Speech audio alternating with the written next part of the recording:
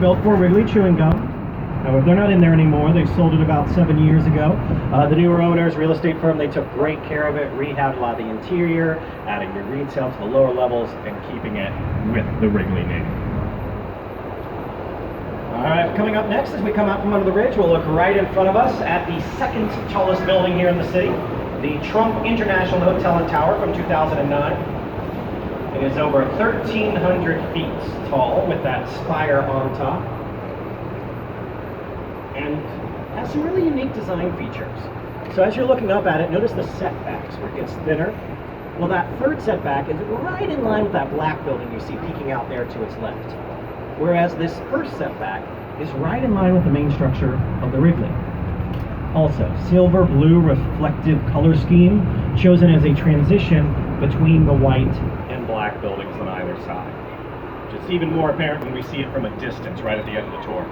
So the architect of the Trump Tower, Adrian Smith, he describes that as contextual design. It was built in context to what came before. It is a mixed-use building. You got a hotel, indoor parking garage, condos, and the retail space down in the lower levels. Now, coming into view here to the right will be one of those buildings that lines up with the Trump Tower, that black rectangular tower here to the right. This is the AMA Plaza.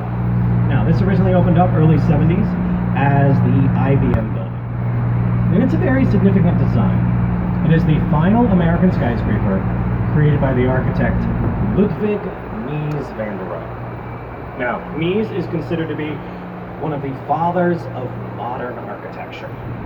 His most famous quote, "Less is more." So you want to strip architecture down to the essential elements, focusing on the structure of the buildings alone with no extra adornment while using the latest technologies.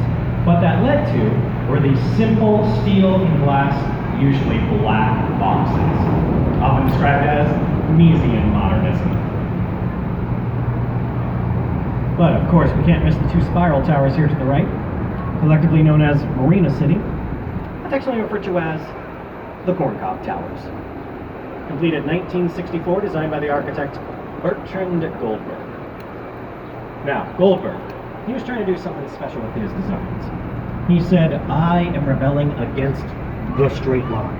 I want to go for a more natural feel." So, straight lines, right angles, he tried very hard to keep them out of his buildings. Hey man, how are you? How are you? Up top in these towers, that's where the residences are. Below that, parking garages, below that, restaurants, arena. There's some other buildings that are part of this, including the old office tower behind it now hotel, the old movie theater down House Blues. Essentially, you can think of this as a city within a city. Designed that way very specifically. Back in the 1960s, there weren't these big residential areas kind of near the heart of downtown Chicago. Goldberg created one in which you could live, work, and play. Oh, by the way, if you have an image of a car flying out of the parking garage of Marina City into the river, that has happened in a movie. Yeah, it was The Hunter with Steve McQueen. They've actually always had valet parking in those garages. They're professionals. They know what to do with your car. Take a moment to talk a little bit about our bridges. So we'll be passing underneath over 20 bridges tonight, and they are all movable, so these all go up and down. Now, most of them are what's called bascule trunnion design. Bascule is French for teeter-totter. So with this style, typically they split in the middle, big heavy counterweights on either end, with the assistance of relatively small motors. So we are on an architecture tour of Chicago City. It's a very efficient design. And I'll talk about when these go up in just a moment. It is said that Chicago is the world's best architectural city. Coming into view here to the right. So you can see. This is the Reed Murdoch Center. As you take a look at this, you might notice it is uneven. And what I mean is the right side has 6 vertical bays windows. The left side only has 5. That's not how it originally was. When this opened as a warehouse in 1914, nice and even, 6 bays on either side. And then they were expanding LaSalle Street here ahead of us. They actually cut off part of that building.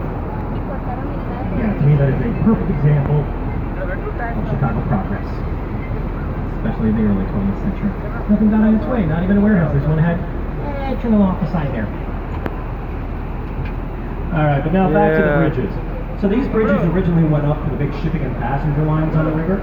Nowadays they mainly go up for sailboats. Alright, coming up in September, we'll start the fall bridge lift season.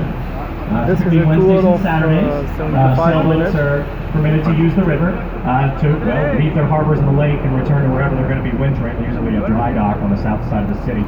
So the bridges go up. They don't do all at once. They do like one or two at a time.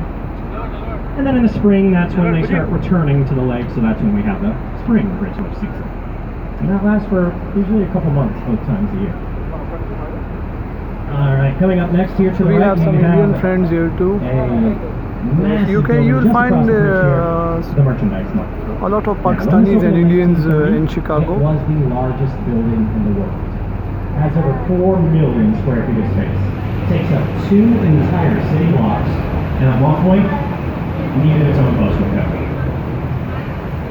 Designed by the architectural firm Graham Anderson Probst and White, and in this design, notice how these inset windows create these long lines going up the side of it.